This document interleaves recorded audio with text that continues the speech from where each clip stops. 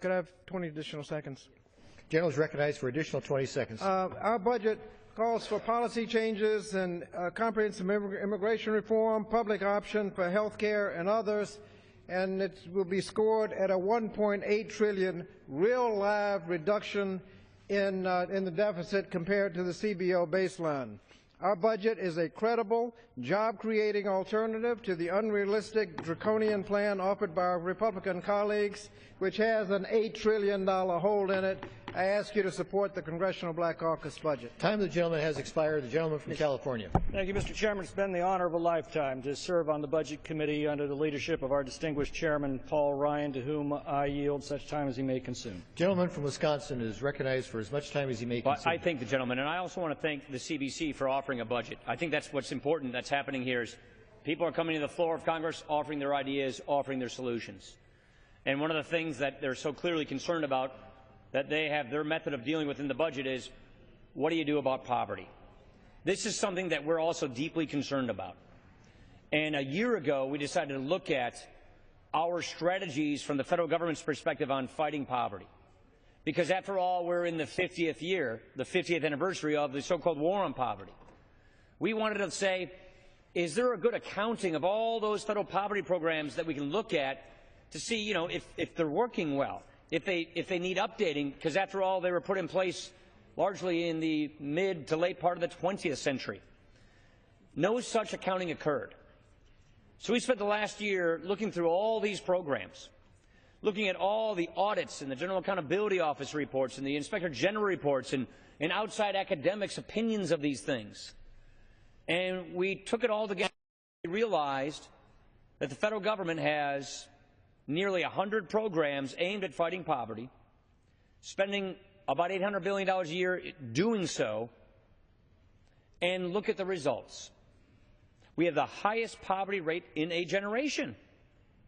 Deep poverty is the highest on record. 46 million people are living in poverty. And so we're asking ourselves, does one more program from the Department of Health and Human Services, is that going to do the trick all of a sudden? It's not working. And so our concern is that we've moved from a war on eradicating poverty to simply treating the symptoms of poverty to make it more tolerable, to manage poverty. We're measuring our success, and this is how this debate always goes, based upon how much money we throw at programs, based on inputs, not based on outcomes. How many people are we truly getting out of poverty? And as we look at these programs, the best thing we should do is go and listen to people who are fighting poverty. Go listen to people who have successfully fought poverty.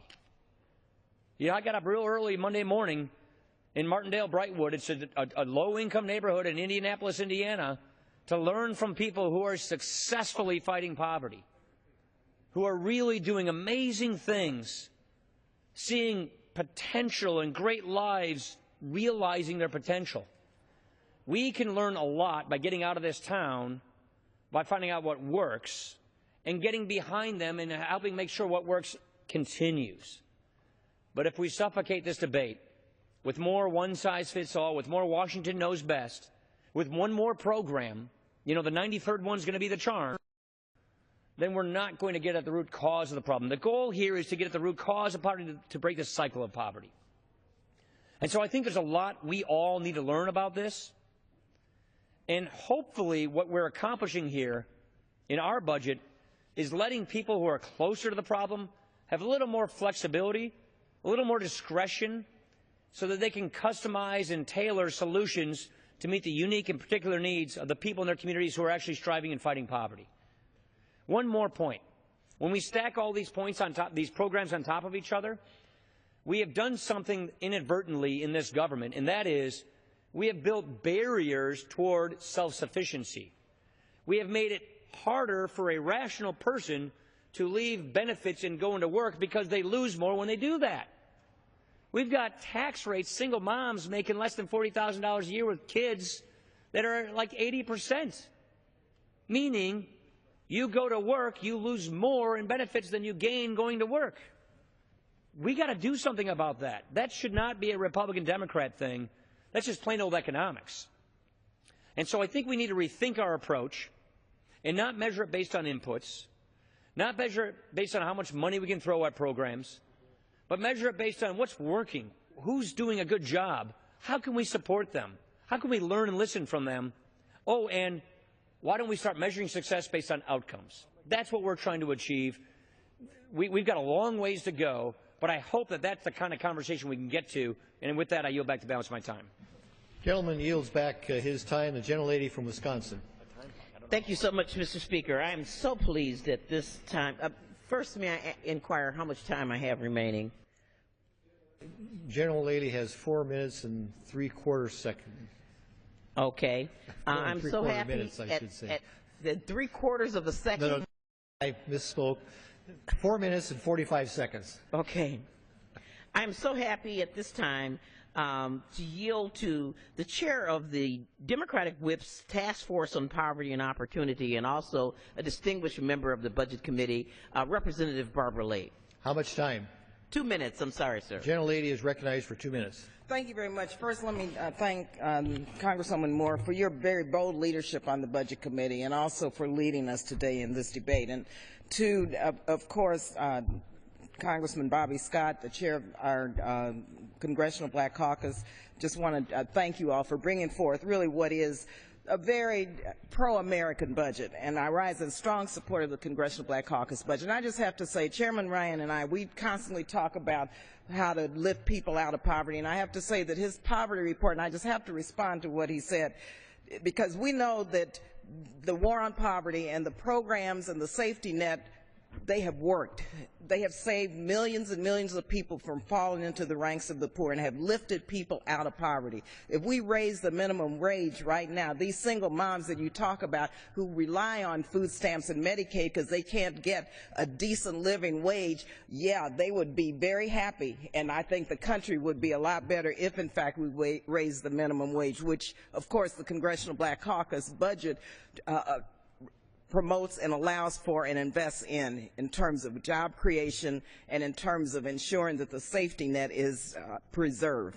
Instead of ending subsidies for big oil, tax breaks for corporate jets, tax breaks for companies that site offshore, the Republican budget cut at least $125 million from SNAP.